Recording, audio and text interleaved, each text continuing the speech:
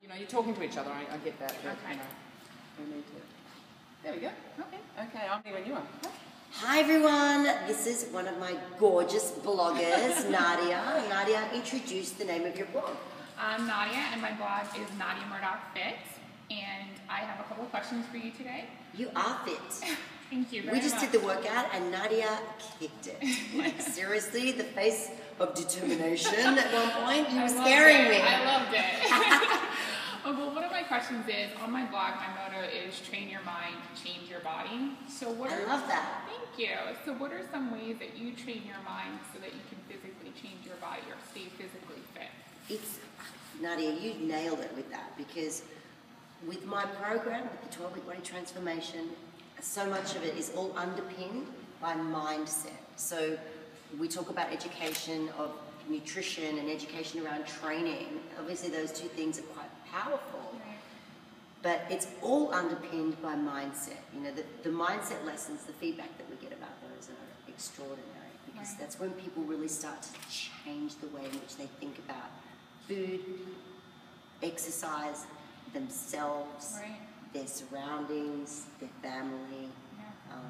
You know, and we do all sorts of mindset lessons. Some of them are about motivation, some of them are about self-sabotage, some of them are about being a victim or being the blamer. It's not one of the things, one of my mindsets is about motivation, because everyone wants, oh Michelle, you're so motivated, please give me the golden message about motivation. And it's like, motivation for me is a crock.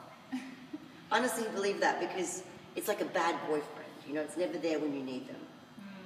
And we use motivation as an excuse to not exercise. So rather than always thinking, oh, I've got to be motivated and wound up like a spring coil every time to train, instead take the load off, relax, take the pressure off, and just do it. Okay.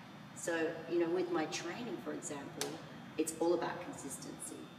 You don't have to go and tear the place apart. I mean, we tore it apart today, for sure, but, you know, if you are constantly having to train like that every day, like even I would be, too hard.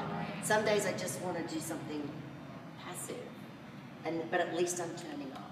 So switching up your workouts Yeah. is key. Okay. Yeah. All right. So it's the holiday season, and a lot of people fall into the trap of stress eating and the dark weather, and I don't want to work out. So what are some of your top tips for how to avoid those pitfalls? Okay, well, look, I have a you know, like a robot mode that I go into in the morning. I get my clothes laid out in the morning. I've got everything there. So I get up in the morning, and I definitely do not go into the justification headspace. That's the, oh, if I hit the snooze button and I go back to sleep, I can train this afternoon, or maybe I can train at lunchtime, or I'll just do a longer session tomorrow. You know, as soon as you're doing the justification, you're on the slippery pole. Right. So I do not let my head start.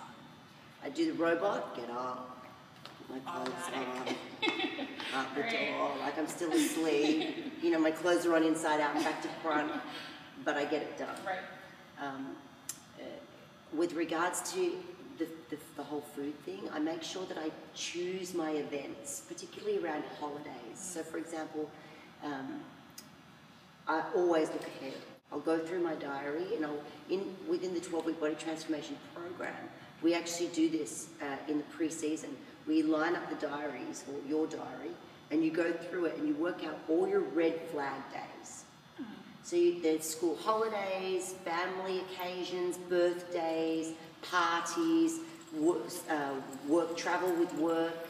You put them all, because these are all the things that can throw you off, right? Exactly. These are all the things that can have you go, what the hell, I'll eat that, or blow the training session. So you put them all in the diary so you know they're coming.